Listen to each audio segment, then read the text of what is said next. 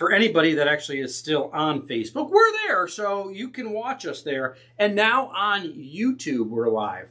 I'm going to walk up to the other screen, and let's see, today's workout, it's a group ride. It's called Basecamp High Cadence Ramps. It's an hour workout, and it is going to, wow, it's going to be a real suffer fest. I can promise you that, because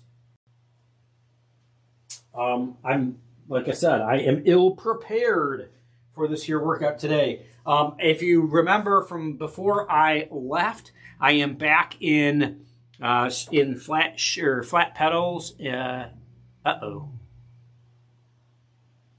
This doesn't look good. Come on, tell me you're not freezing. Come on. Come on.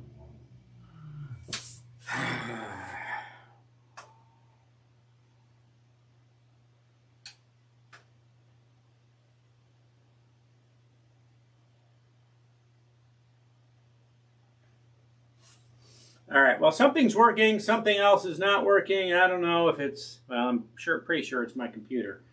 I just don't know which one. I think it's that one. But it is what it is, because in 9, 8, 7 seconds, I'm moving to the workout, and I'm pretty much going to get there when it starts.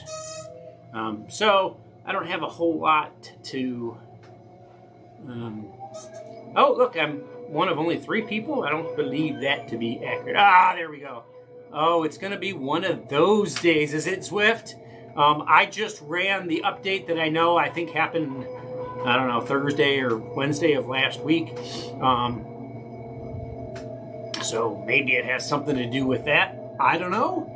But I'm here. So, anyhow, I was down in Miami. I tell you what, nothing beats riding in 70-something degrees. Like, literally, it was about 70 degrees every morning at 6-ish when I went out to ride. Sunshine some of the days. Hellishly windy for a couple of those days, which is good training. And, yeah.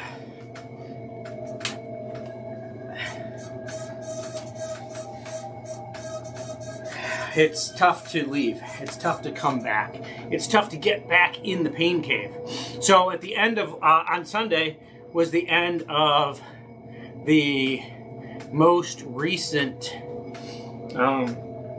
training block in Basecamp. And so this week is another testing week.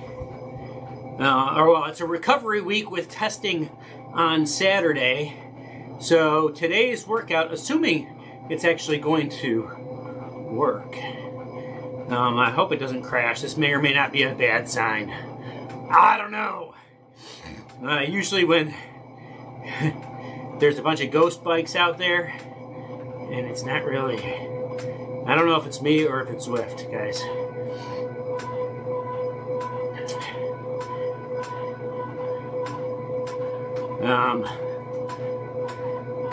All I really care about is if the workout's running and it's recording everything. I don't know if it is or not. But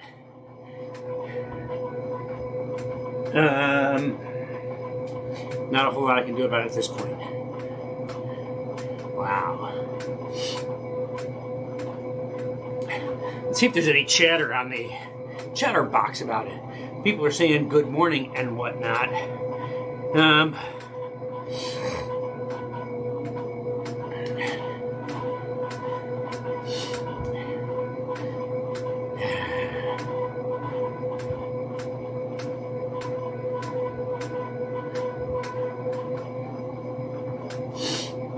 Yeah, like I said, I don't know if this is my computer or if it's the ZWIFT that's having these issues.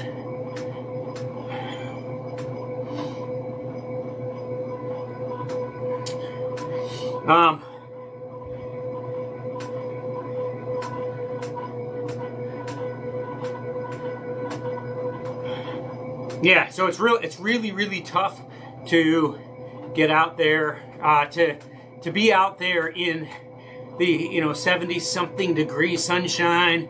Like I said, a few of the days were extremely windy. I was riding out on Key Biscayne during the week doing my my scheduled workouts, and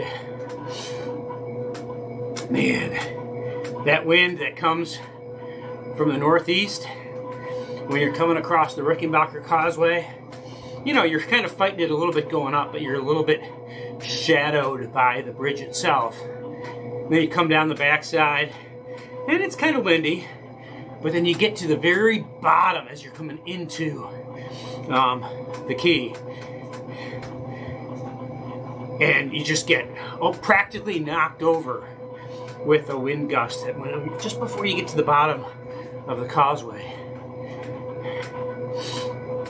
And then you've got some obstruction buildings, the high school and Marine Stadium and stuff like that, that kind of shadows you. It blocks a little bit of the wind as you're coming across Virginia Key, and then you hit Pear Cut, and oh man, it's not a big climb. There's only a slight bit of climbing, but man, the wind between Virginia Key and Key Biscayne itself is just unreal, and it's right in your nose. You're fighting it. There is a little bit of climbing there, but man, you're fighting the wind more than anything. Then you come off Pear Cut Bridge, and you're fighting the breeze pretty much up until the tennis center, where they used to run the USTA tournament. I don't know what they call it now. Now it's played out at the stadium. But pretty much from there to the fire station is pretty well protected by a lot of trees and growth in the median, so you're okay until you turn around, and then you got a strong cross breeze as you're riding by the beach, and then across the bridge, and then obviously if you do the Virginia Key leg instead of riding right out, then you're fighting the breeze again. But it all felt good. It was all actually great for my training because I needed more resistance, so that helped since I didn't have any mountains to climb. And yeah, and then I rode with a bunch of friends on Saturday. We rode down to from the Grove down to Black Point Marina and back.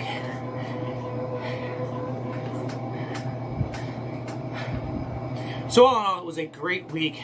Made me miss Miami as home, especially being back. But since I've been back, I really haven't unpacked. I got back on Monday night. I really haven't unpacked. I really haven't organized anything. I just literally pulled my computer out of my briefcase this morning. I don't know where my headset is. I know I packed it somewhere. And I only had 2 bags. I had my cycling backpack and my briefcase.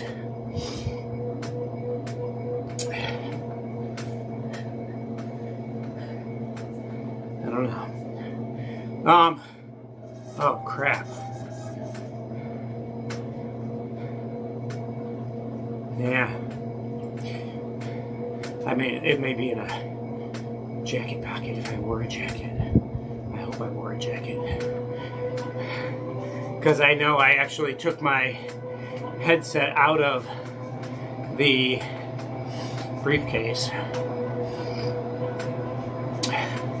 to watch a movie on one of the flights, and of course my handrest controller for the TV on the flight didn't work.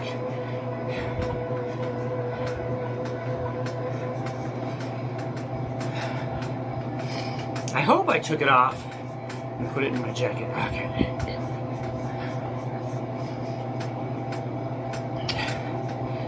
But, yeah, this week, like I said, it's been a rest week, so there has specifically been no riding Tuesday or yesterday. Today is our first day back on the bike. It's a day designed to kind of wake everything back up after a couple days of rest. And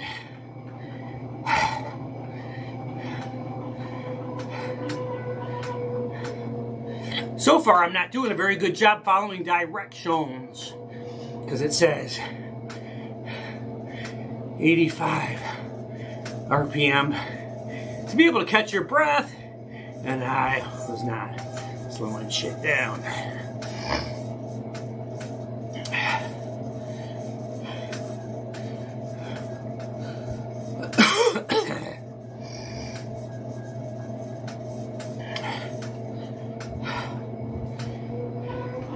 Here comes the last fast pedal before a whole workout of fast pedals.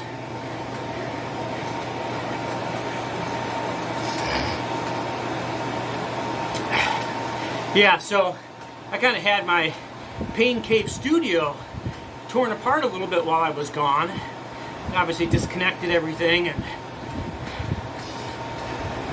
whatnot. So when I came in to get ready with what I thought was ample time this morning, then I realized I had to basically rebuild everything. So it wasn't ample time. I didn't get done half of what I thought I would. And yeah, now I'm behind. 15 minutes at 125 watts, it looks like. No, 1 minute. And then 15 minutes at 135.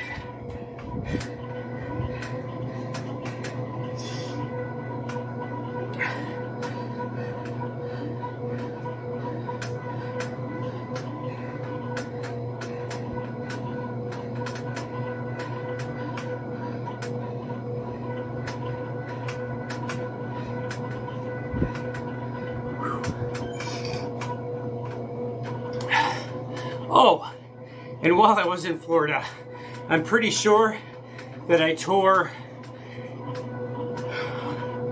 I don't know, something in my hand. I don't know if it's a tendon or a ligament, or I don't know what I did. But after I rode on Saturday with the Muppets down to Black Point and back, got back to my hotel, and I ate breakfast, took a leisurely shower, washed my bike really well, and then I went downstairs, and my son was there to pick me up because we drove up to Daytona to watch the Daytona 500. But I go downstairs, had my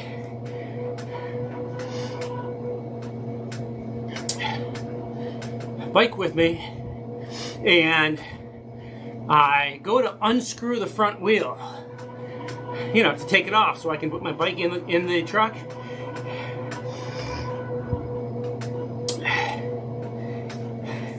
I bend down. You know, there's not a lot of pressure. That's not a quick release. It's a through axle, but there's still not that much pressure on it, right? If you put too much pressure, you get in trouble. So it's not that tight. And I have the through axle bolt. I've got the one with the thing so that you can unscrew it without a tool. And it's pointing forward. So when you go to unscrew it, normally I just take my hand in front of the fork and I push up like that, right? So the pin is like this. and you just push up. So I go to push up to unscrew it, right? Not that much force. And all of a sudden, a loud pop, followed by intense pain in my index finger. Like, it felt like it was kind of right here about around this knuckle, but man, it felt like I broke my finger. Like the guy, the bellman who was putting my bags in the truck, like turned his head and said, "What was that?" And I'm like, "Fuck, that's my finger." I was pretty sure I either majorly dislocated it or broke the bone. But I kind of felt around in there. I didn't feel a broken bone. The joint felt like it was in place, but my finger hurts. It's actually all swollen, like this part of my finger here, the base of it, and the sides. My knuckle here is all swollen. Like not like completely poofy, but it's swollen. But the weird thing is, and I don't know if this is real or if now I'm just like paying a lot of attention to it. I have pain in my elbow, like literally right here, and going up to my shoulder and like back here. So I'm going to the orthopedic specialist tomorrow, and he'll look at it. I'm guessing he's going to order an MRI, which they can do right there. And I hope he tells me, "Oh yeah, it was nothing. You're fine." Or that he says, "Yeah, whatever you tore, it's really not that important at your age. You'll be fine." Because I fear that whatever it is might require some pretty serious orthoscopic surgery and obviously a long recovery time. I have a race in the middle of March in just a couple weeks, and then I have another one a month after that in April. Nothing tentative or scheduled in May right now. But even if it's like 6 weeks, I know it'll be my arm, so even if it's in a cast, I could ride on the trainer and at least stay mostly in shape. But there will be at least 1 or 2 weeks when I will be doped up and or just, physically recovering too hard to really ride enough to stay in shape. So I'll be playing catch up again, unless the doctor tells me, "Oh yeah, don't worry about it." So I'm kind of hoping, kind of seriously hoping, that that's what he tells me. But we'll see tomorrow afternoon. So I haven't actually looked at the Basecamp week, but I'm assuming tomorrow they're going to have me do a light ride. Again, with hopes of waking all my systems up, getting them functional, so that Saturday morning I can do an FTP test, which, I don't know, based on my group ride on Saturday, the Muppets are extremely surgy, and I felt like I was like in anaerobic hell the entire 60-mile ride on Saturday. But as it turns out, when I looked at the results, I was anaerobic much less than I felt like I was anaerobic. So I don't know what that means. I don't know how that translates to my test on Saturday. I'm just gonna have to put it out of my head, ride as hard as I can on Saturday, and see up or down, whatever, see what that means, and then spend the next 2.5 weeks well, I guess it'll be the next 2 weeks, training pretty aggressively.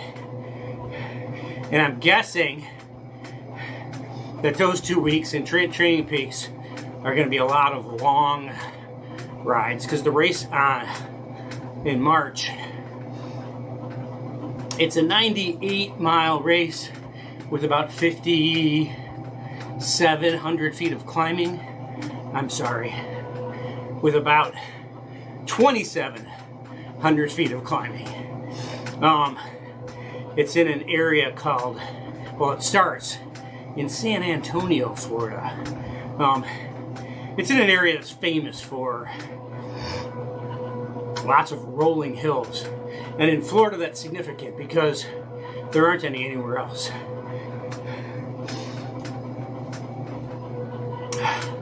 On a side note, where the race starts is about a mile away from where the Cross Florida, which is not happening this year, which goes from Cocoa Beach to Weeki Wachee.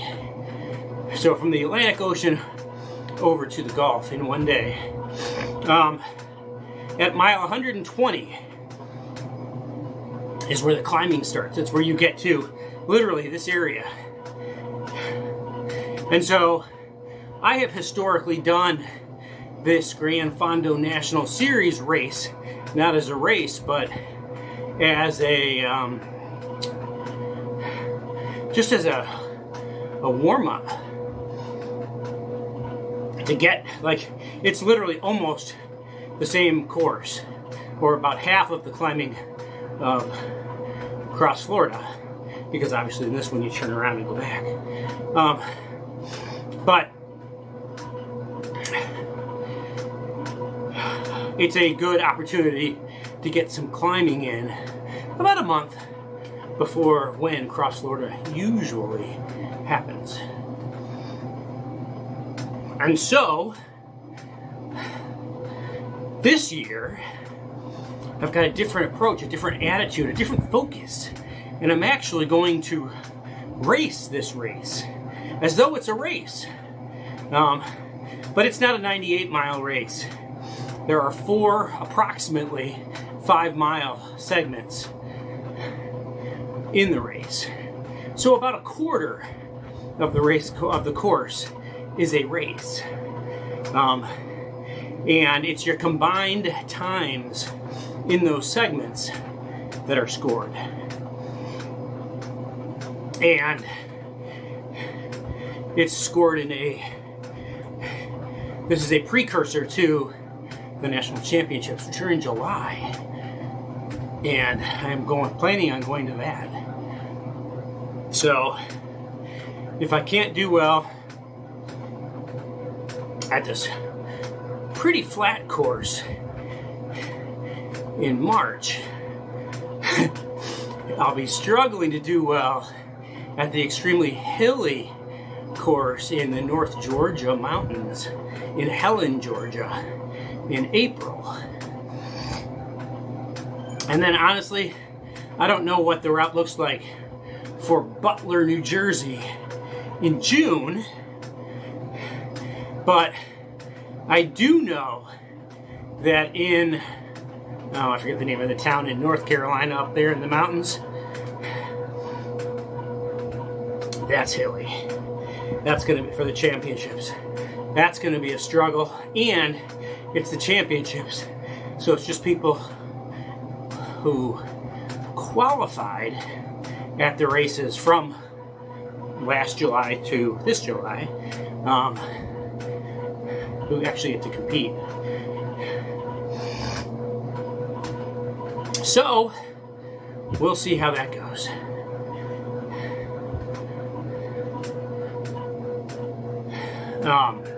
But obviously I've got a long time between now and July to, number one, continue to get fit so that I can be competitive in July. But number two, use these 3 races leading up to it as training events to figure out how to manage my power, how to manage my output as I'm going around the course figuring out how not to waste energy between those segments and how to manage my power within those segments. Obviously, like the first one, 5 miles is about 20 minutes. So you can't do like a full like FTP or above effort on the first of 4 20-minute segments.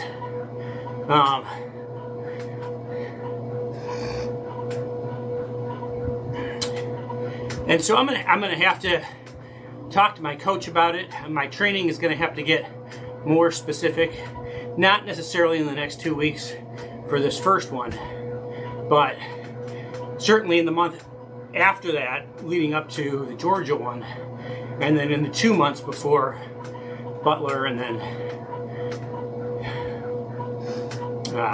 North Carolina, Asheville, North Carolina.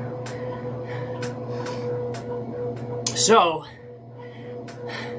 that's my focus over these next, I don't know, couple of months, and I'm hoping that my left hand doesn't interfere too much. And like I said, even if they do have to do surgery, which I'm hoping they say I'm just a crybaby,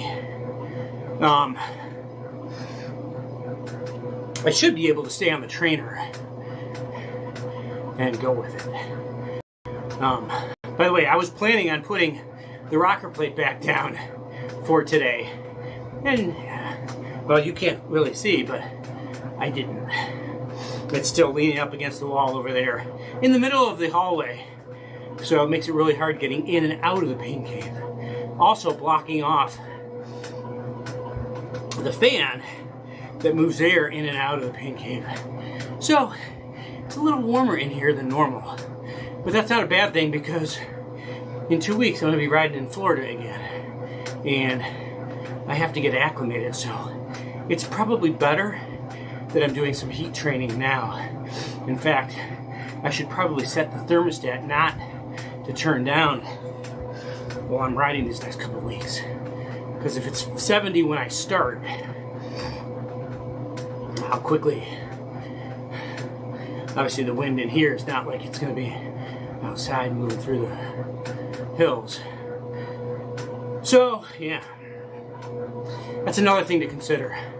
I'll probably start wearing that core body temperature sensor again, although I left my bike and my Garmin and everything down in Florida. So, we'll see.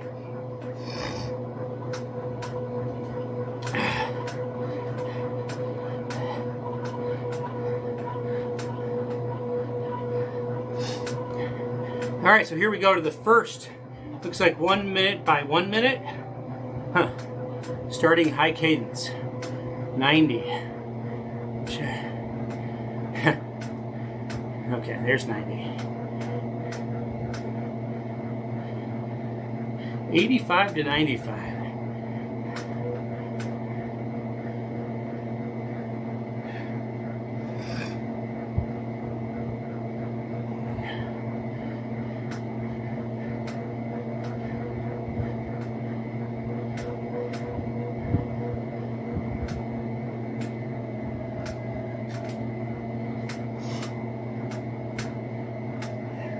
And is it the trainer that's whistling like that?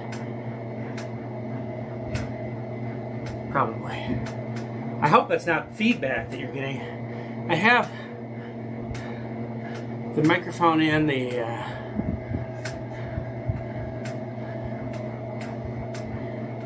camera on that computer that I'm screen sharing the game off of, turned off. That's probably, well, if it's not, sorry. Nothing I can do about it for the next 32 minutes. Oh, now I'm 95. Oops.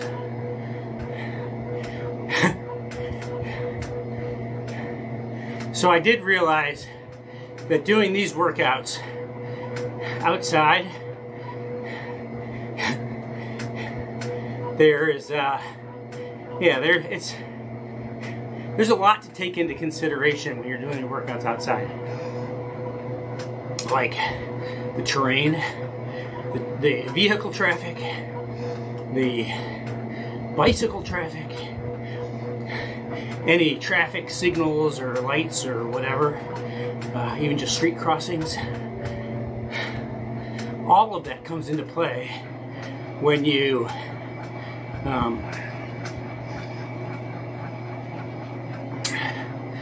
are training outside. And putting your head down, looking at your computer to see what the workout is and what your power is and what your cadence is and all that crap doesn't work when there's cracks in the road, potholes, tree limbs, other bikes, cars, joggers.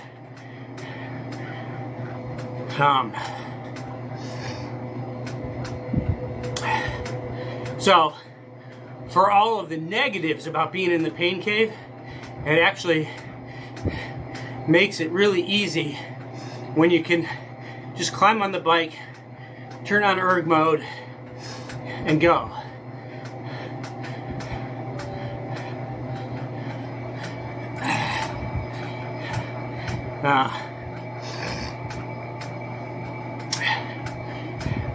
Way different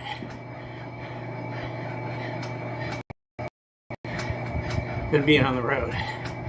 And in terms of being able to follow a workout and be functionally better as a result of that, there's no comparison. That being said, you're in something called a pain cave. So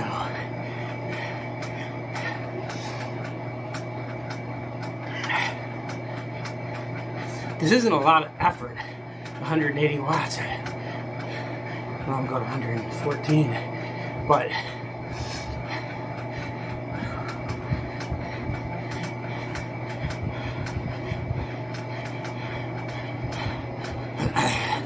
now 135 at 85. Oof, I got something weird going on in my, I don't know what these muscles or areas are called. My upper groin. Like, not the lower groin where normally. Whew. So, while I was in Florida, I was on my road bike, obviously, and I was, I had to wear my bike shoes.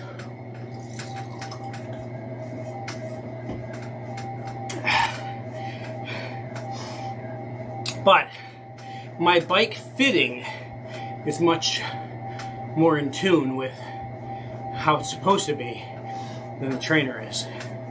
So, I think, yeah, I could handle my shoes for about 2 hours. Anything greater than that, man, my feet were so swollen. I was also doing a lot of walking while I was down there. When I wasn't on the bike. And so, yeah, but my feet were pretty swollen. My shoes didn't fit. I have ordered a new pair, but not yet the custom ones, because I think the swelling has to go down before I go through that process.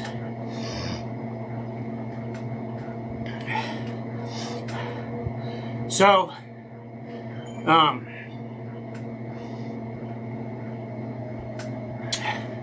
I left my shoes down there so that I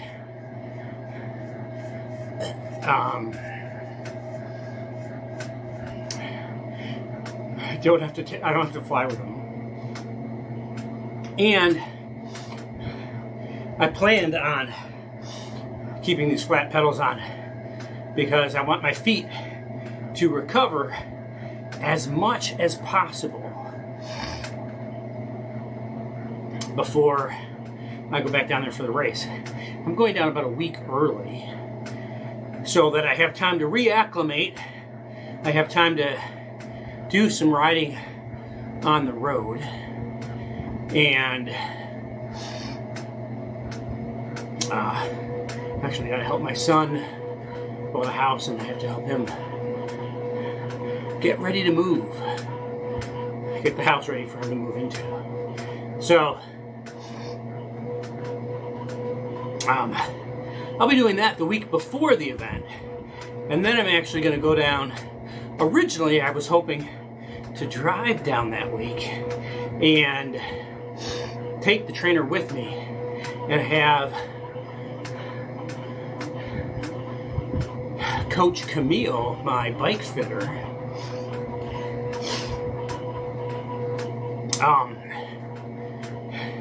fit me on this, so that I'm not just using the Wahoo app to figure out my fitting, because we all know it gets you in the ballpark, but you're definitely not dialed in with there. Even when I use my fitting numbers from my, the actual fit, the Ratul, the fitting, whatever, the results, even when you enter those into the app, it's really not, it's not like my bike. I can tell you that, and I have to adjust it. I think I'm going to take out a tape measure if I have a metric one, because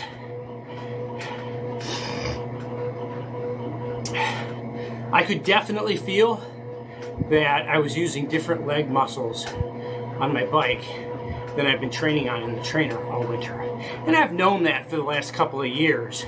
I've kind of noticed it, I've kind of felt it, and I knew it was a fact, like when I go from one to the other. But from a fitness standpoint, I was getting the results, and I was kind of training some of the right muscles. So it was good enough for then, but it's not going to be good enough for the next couple of weeks and the next month and a half before the second one. So I'm going to have to try to get it dialed in better. I don't know what the difference is. I know that my handlebars are further in, so I'm more upright on the trainer, and that was kind of a, I did that myself. I intentionally did that. But because I can obviously adjust it, right? But then I literally need to kind of fake it to get to the position that I am on my bike. And again, in the training in November and December, and probably even January, November and December, it's more important to be comfortable because you're not really working that hard. But now that we're going to be putting out a lot more effort and for a lot longer on the trainer, I need to make sure that my form is more closely related to, if not exactly, what I have on the bike. Part of the problem is, on my bike, I have 440 mil bars. Is that right? I have narrower bars on my bike than I have on the trainer. And ever since I got the trainer, I've been talking about replacing these bars with the same bars that I have on my bike. But I'm a cheapskate and I didn't want to spend the money. But I definitely feel a difference when I get on the bike, because kind of where my arms are now is where the hoods would be, which is on the inside of where the hoods are on these. So these are at least 10 mil wider, if not 20. I have not been paying attention to this workout again. I've been pedaling way too fast, as these are supposed to be cadence ramps, as the power slightly ramps, and I haven't been following that. So I gotta pay more attention. Less focus on my words, more focus on my feet.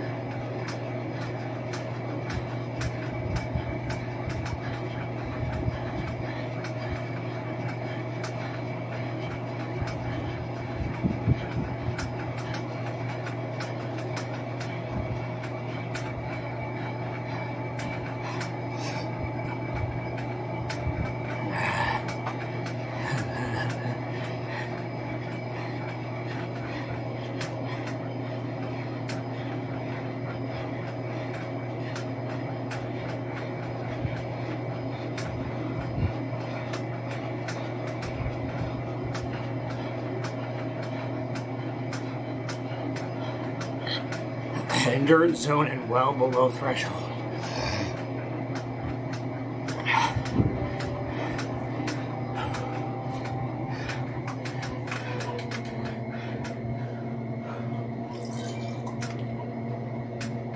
It gets hard for me to hold this mostly full water bottle, 24 ounces. It hurts here, and I can feel it through my elbow. And obviously, my finger.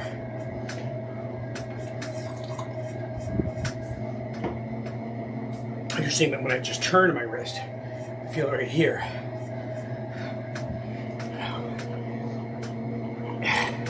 The doctor's more smarter than I am. Plus, he understands all this anatomy crap. I did spend 5 minutes looking it up on Google, so I have just about all the answers.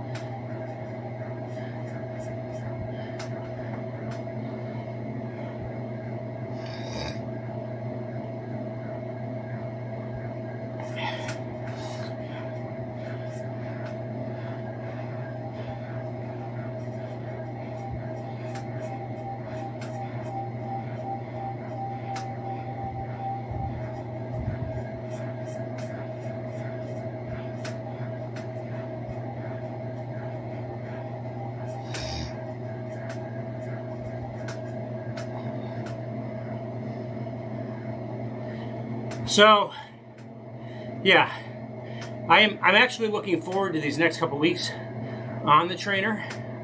I'm not looking forward to my doctor's appointment tomorrow, but I'm looking forward to the next couple weeks. I'm hoping that I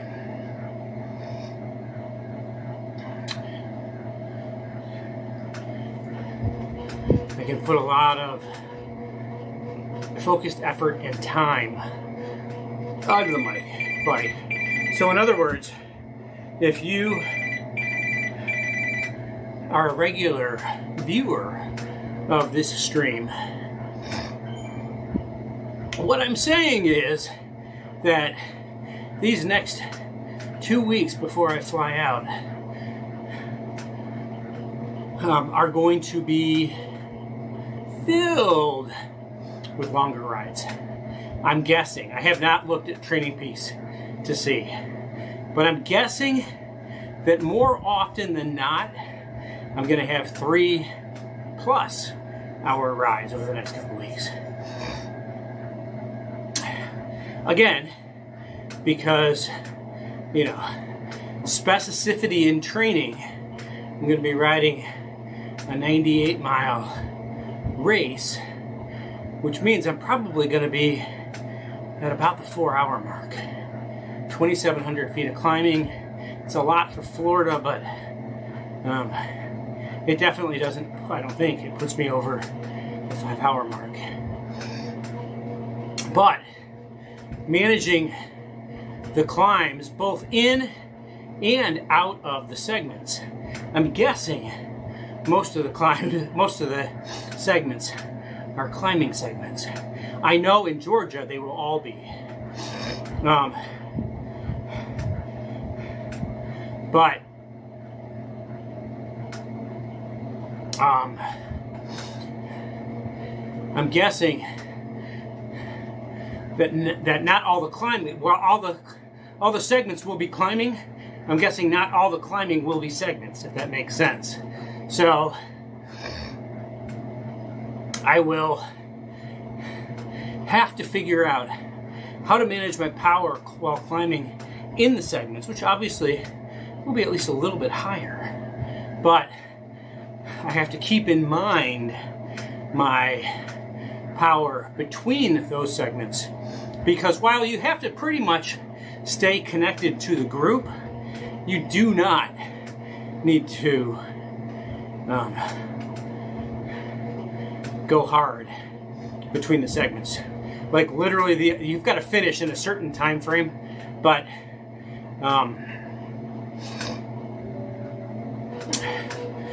the amount of time for like from the first segment to the second segment, or from the start to the first segment, is totally and completely irrelevant. You could stop and take a break between, which obviously all the opportunities to refill your water and empty your garbage out of your pockets is all between those segments. So I probably will be stopping at some point after every segment to rehydrate and offload any excess weight.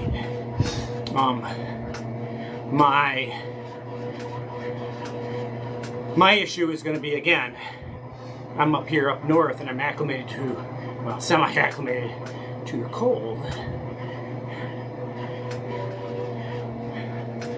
But I'm going to back to ride in who knows what the temperature is going to be. Probably in the mid 80s in Central Florida in March. Although this week it was colder. So yeah, we'll see. And that's another thing that I gotta make sure I reset the thermostat and probably not have that other fan on these next 2 weeks. And put that core sensor on so that I'm watching my heat. I'm watching my heat, my body temperature, and giving myself as close to conditions as I can replicate indoors. It's really easy to go too hot, because if I made it 80 in here and then started riding, it would be over 100. And I wouldn't survive.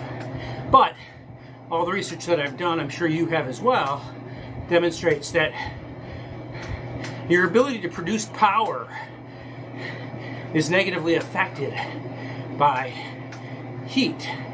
And you can train into that heat, but the cooler your body is to a degree, the less energy your body has to spend on cooling it, and therefore the more energy you have to propel your bike forward. And so therefore,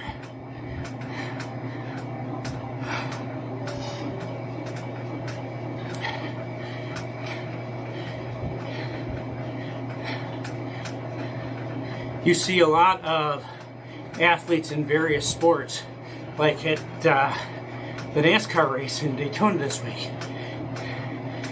Most of the drivers, maybe all of them, they all have cooling vests on. That you can see the hose that comes out through their fire suit, and they plug into a condensing unit in their cars, and then it pushes chilled water through the vest to cool them down.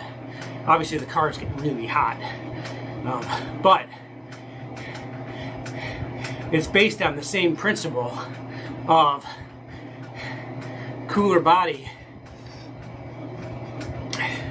means that your body does not have to spend energy cooling it down, which means more of that blood flow goes to your muscles and your brain.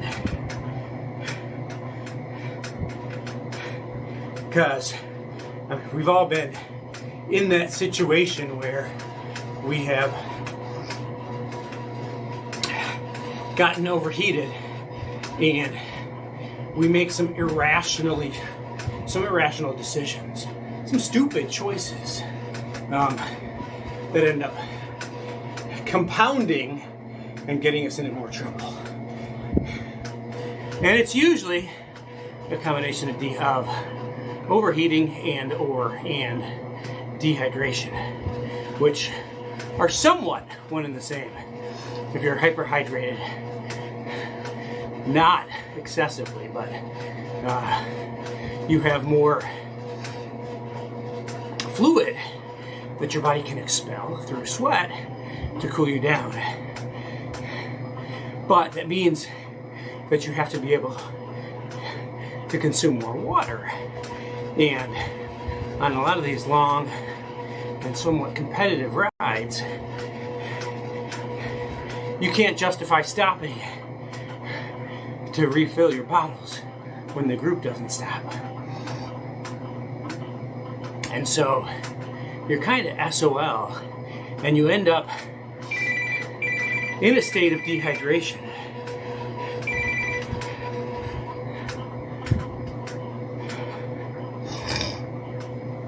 And you're really just managing that dehydration as opposed to ever catching up and getting rehydrated until a day or so after the event.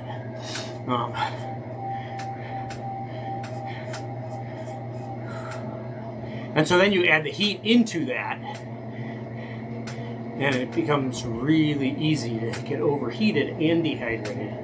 And essentially, your brain is one of those areas that your body is going to pull, not all of, but some of the blood flow from, to get it to the muscles that you're overworking, that are begging for more oxygen, and to get rid of all the waste you're producing. And so, yeah, your ability to make quick, rational judgments is impaired.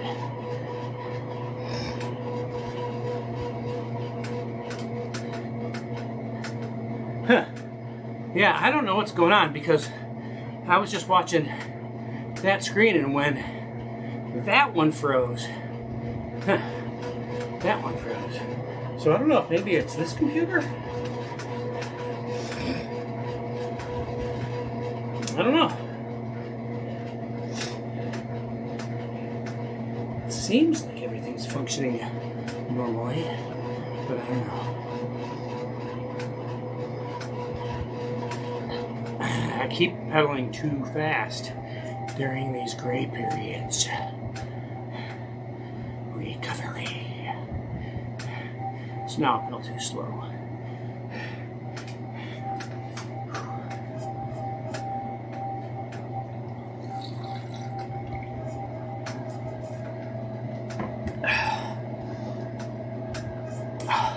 Man, if you could feel the pain through here, and through my hand right here.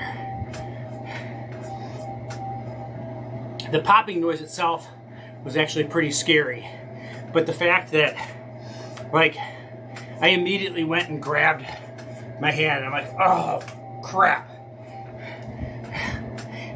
And it was literally from unscrewing my wheel. Like, literally just taking the through axle out.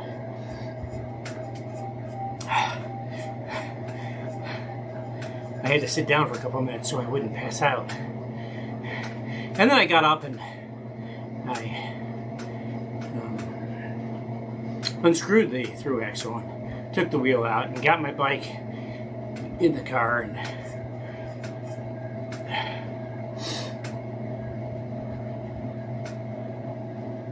it wasn't pretty.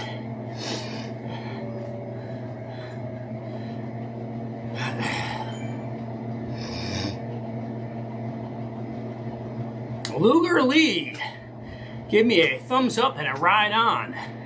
So thanks a lot. I think it's pronounced Ludger. But thanks for watching the videos. I appreciate you coming on to give me a ride on.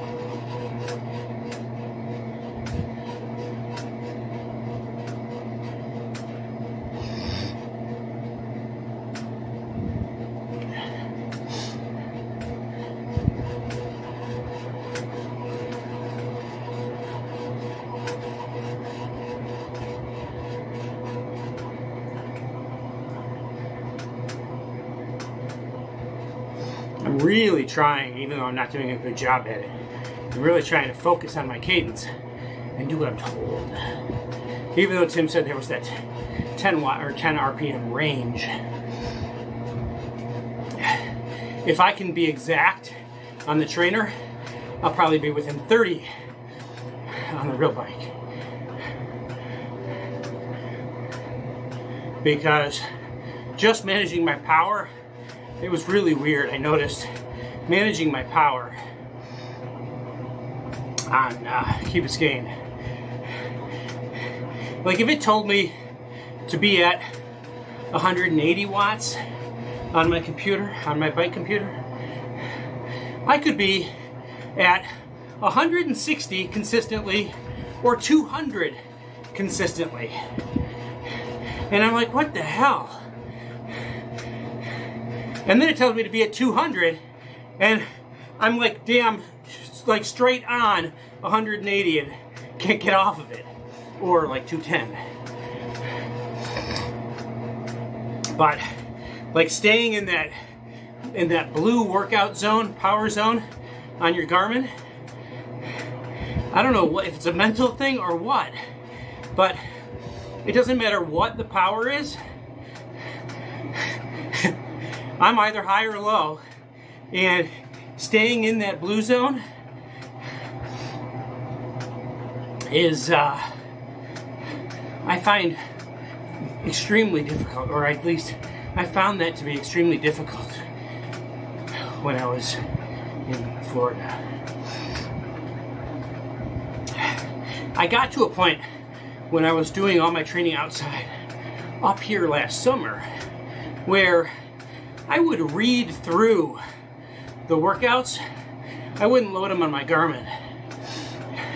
I would literally like log in to Training Peaks and read the words and look at the timing and all that stuff,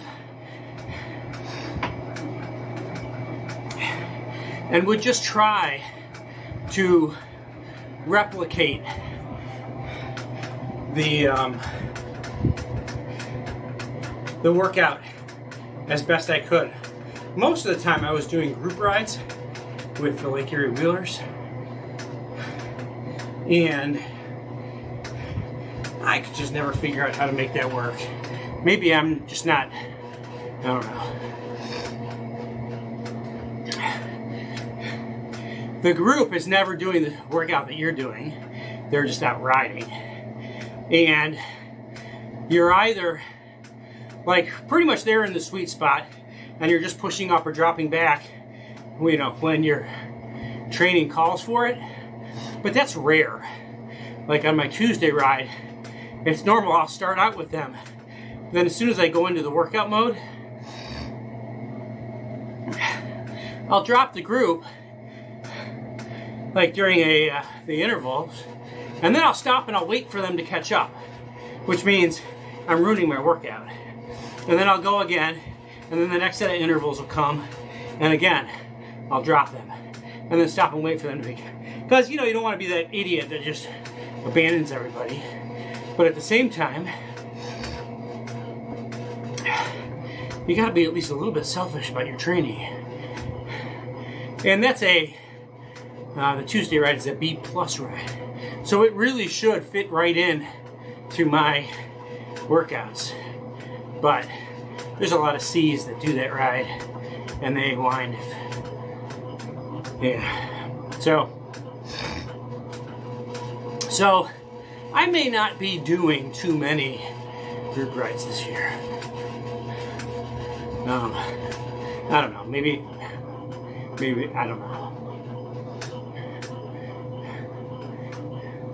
The Thursday ride, but again, that's usually on the other side. My Thursday during the summer, my Thursdays are usually a softer ride because I do a lot of weekend events, and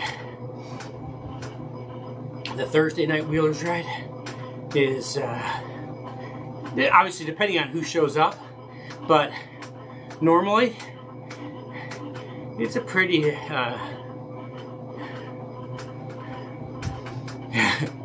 even when I'm like, all right, I'm not going to go real hard today, couple of the guys start going, and you know, you're just gonna grab onto the wheel and just hold it because you're not really working that hard, right? And then you finish the ride and you're freaking completely spent. And it's like a 15-mile ride home after that, which is a nice cool down. There have been days where that 15-mile ride home where like you finished the ride and it was a strong, aggressive ride. There was one night last year. It was just a freaking strong ass ride. It felt awesome. And I'm riding home and I just feel strong as hell. Like, I'm like, I can't do any wrong. Like, I'm putting out the watts that I should, but I feel strong. Like, I could do more, right? And I'm just going and going and going. I got a couple PRs on the way home. I missed a KOM, a pretty tough KOM by like 3 seconds. It's like a 2-mile KOM on a route that's a little bit of a downhill, but mostly it's uphill. There's like a little dip in the middle, and towards the end. But the rest is a slight upgrade. And the guys who, I think 2 or 3 guys together hold the KOM, and I talked to them, and they said that they got it on a day that it was like just blowing stink. They had an awesome tailwind, and they had a big city truck in front of them, so they were drafting off the truck. Well, they averaged 36 miles an hour on this 2-mile stretch, or 1.7, I think it is. And so I was 3 seconds, I think it was, off of that. And I just felt awesome. And then I turned to like go down the hill to my house, and I realized that like the entire time coming back from the Thursday ride, I had this tremendous tailwind. And I kept telling myself, all right, I'm just going to take it easy. I'm just going to take it easy.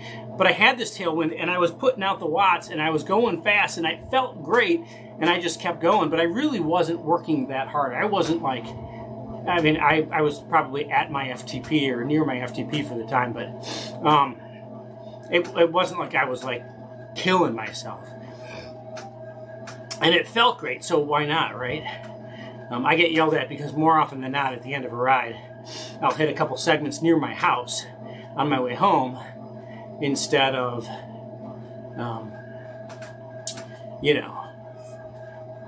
not. And I keep getting yelled at by my coach that, at the end of the workout, you need to do a cool down and no segments, no sprints, no nothing, just ride home.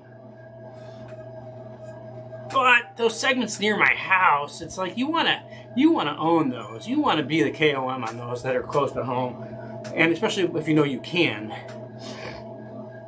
So I find it really hard to turn it off. I have changed my route to avoid one that I'm only 1 second off of currently, so that I am not, what's the word? I don't feel obligated to, hit it every time. So I literally don't ride it as frequently.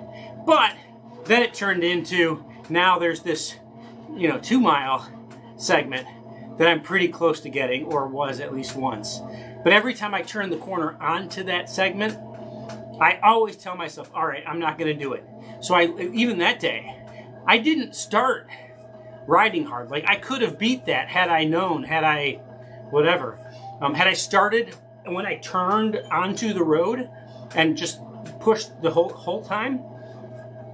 But the first 2 or 3 blocks that I passed, I was like, all right, you're just riding, you're just not whatever. But then you just kind of start going, and like a car passes you and you push a little harder, and then, by the end you're like all out. Well, I just should have. I do try not to do them, is what I'm saying. But even now I'm sitting here justifying, I just should have pushed from the beginning. I just should have gone. So, yeah. That's what goes on in my head after a ride when I'm trying to cool down and not ride hard. So tomorrow, I think I've got probably a really short 45-minute, probably not even aerobic. It's going to be like a recovery day, which I will ride. Then I'm going to go and get this inspected, and hopefully the doctor will say that I'm good to do whatever I want.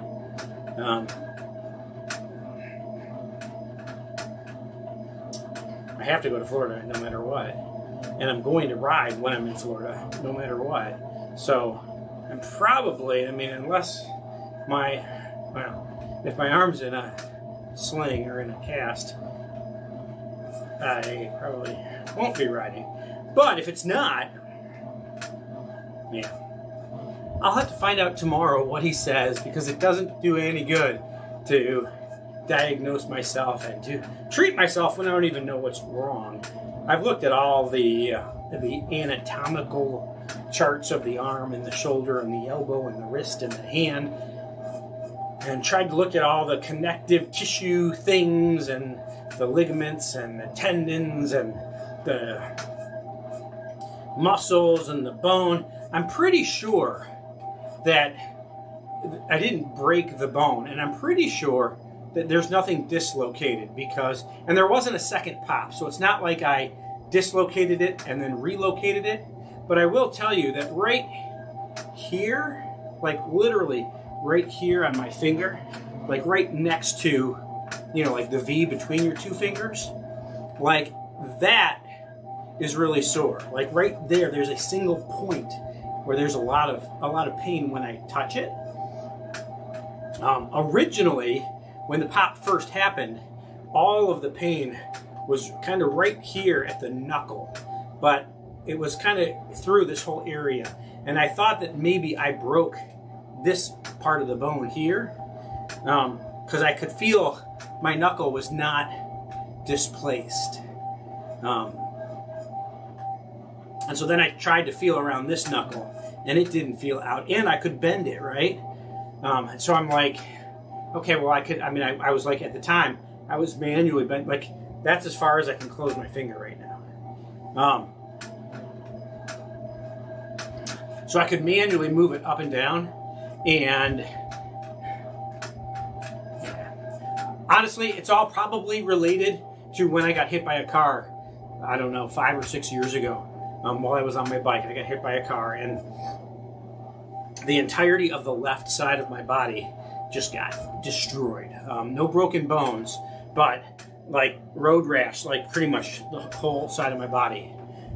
Spent a couple months at my house in Miami. This was at the beginning. It was probably in June or July, and afterwards I went down to Miami and went for physical therapy and to a doctor and all that crap. I went to the hospital after I got hit, obviously. But, they basically put these like jelly, it was honey pads all over my body. They told me, basically, don't move and don't let your body scab up. Because they said if it scabs, every time I move, like on my hip and my knee and my elbow and my shoulder and even the side of my body, every time I move, it's going to break, and that will take longer to heal. So they said, you want to keep it moist. Well, those jelly, or those honey pads, between the honey that's in them and my body, it wasn't bleeding, it was just oozing like clear liquid, right? When I put those on and then put clothes on over them, I literally oozed through them. It was disgusting. So I spent about, 5 or 6 weeks that if I wasn't asleep, I was pretty much in the pool. Like literally just soaking. Because in the pool, I could move around. I didn't have the pads on. I could move around. Everything stayed wet and moist. I could get at least a little bit of movement, if not, you know, not real exercise, but I could get some movement. But from that whole thing, one of the things that I couldn't do is I couldn't bend my wrist up. Like if I tried to like do a push-up, or if I tried like even to do like a sun salutation, and when you're going down and you're doing you know, a up dog and down dog and, you know, that whole thing, I had to do it with my fists because I couldn't put my hand flat and do that, because something in my hand here, I don't remember what finger, I don't remember if it was this finger or it was this finger. It was probably this finger. It hurt like really bad. It was really tight. It was really sore. And that was until recently, like less than a year ago. Like I was still doing planks on my fists because I couldn't do a flat hand, a flat palm plank.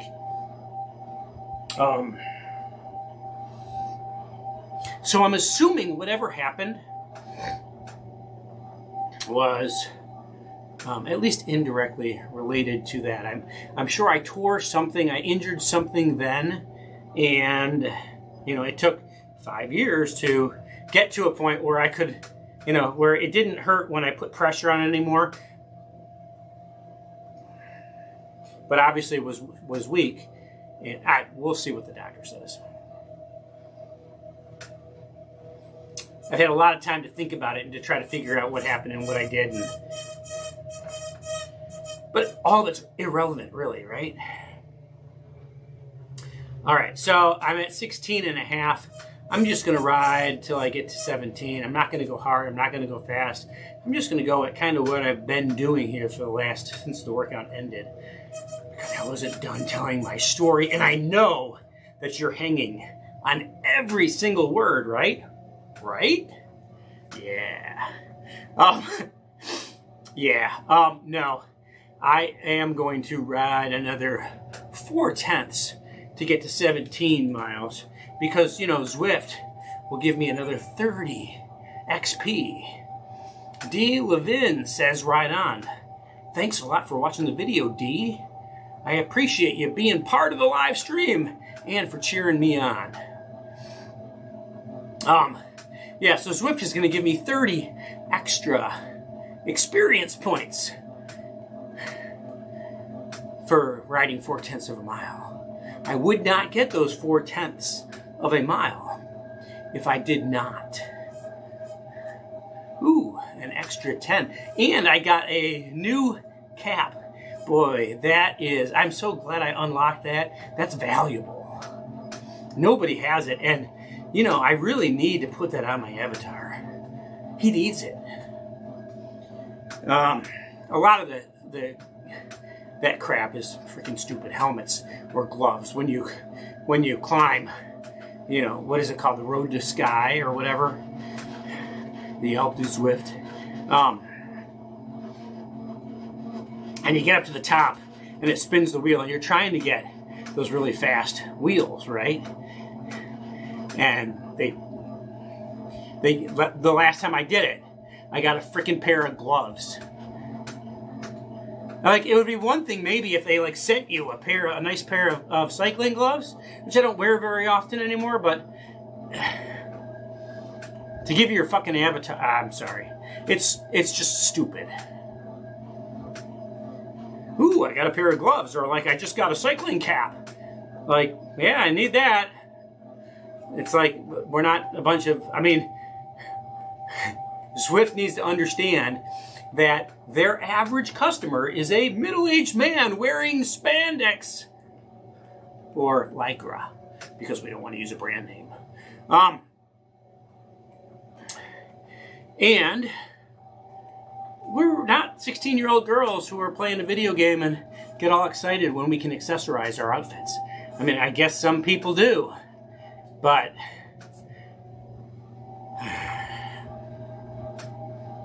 Yeah. So I just got a free cap. I earned it.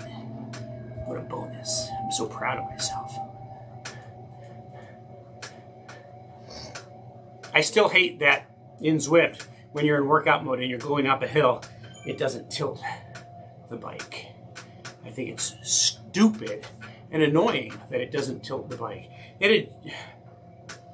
Whatever. For all the updates, for all the changes, for all the problems they create, this is one that they made a decision, a manual decision on. It doesn't make a whole lot of sense to me. So tomorrow when I ride, I'm going to talk about, because I meant to talk about it today, but I was all talking about my injury, myself. Wahoo announced their new set of rollers.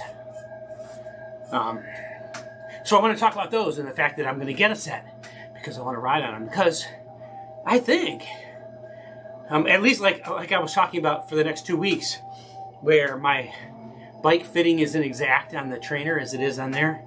Like, even though my bike's not here and I can't.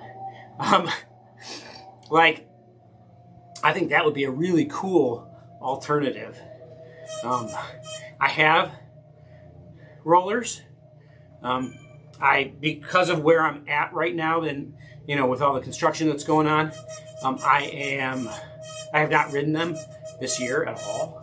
They are smart rollers, so they're the resistance changes, but it's standard rollers. What are they? 2 foot wide rollers, and you really got to pay attention while you're riding. And so, doing a workout while you certainly can, but you can't be distracted. You got to be pretty focused because you can wipe out.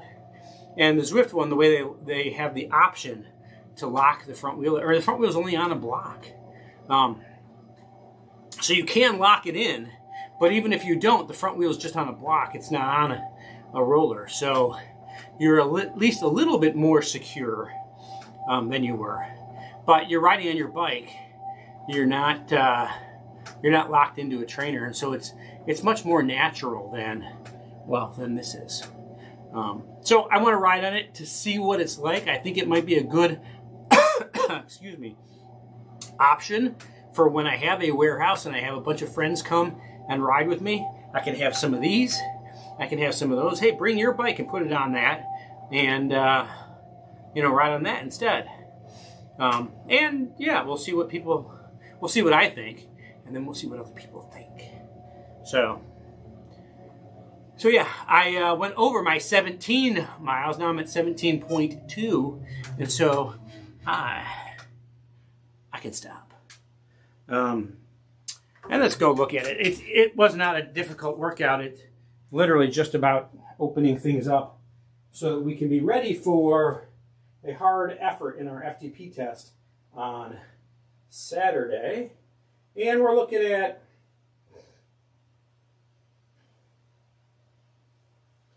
nothing sparkling. My average was 122 watts. I'm sorry, 122 was my heart rate, and 125 was my average watts. Let's see what the raw numbers were.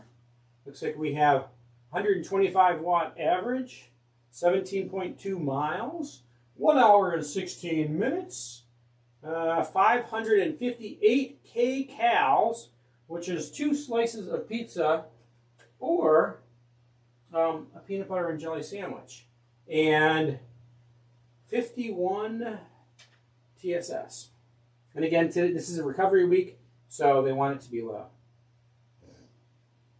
So I will save, and then I will come over here, and I will look in your eyes, and I will thank you personally for being a part of the live stream today. Tomorrow is going to be a really short ride. Make plans and tell your friends to come and watch on Saturday morning, about 10 a.m., I am going to be putting it all on the line. If you watched my last FTP test a month ago, it was the first time I was back in real shoes. I'm out of bike shoes again and back onto flat pedals. But I have confidence that I'm really going to be able to put some power down and at least match, maybe outdo. I'm not sure. Maybe I'll lose a couple watts, but it's going to be interesting. You're probably going to see some tears. You're definitely not going to hear a lot of words because I'm going to be huffing and puffing and maybe crying as I'm going through that 1 hour workout, which is 20 minutes of it is an all-out FTP test. And then I probably have an hour or 2 hours of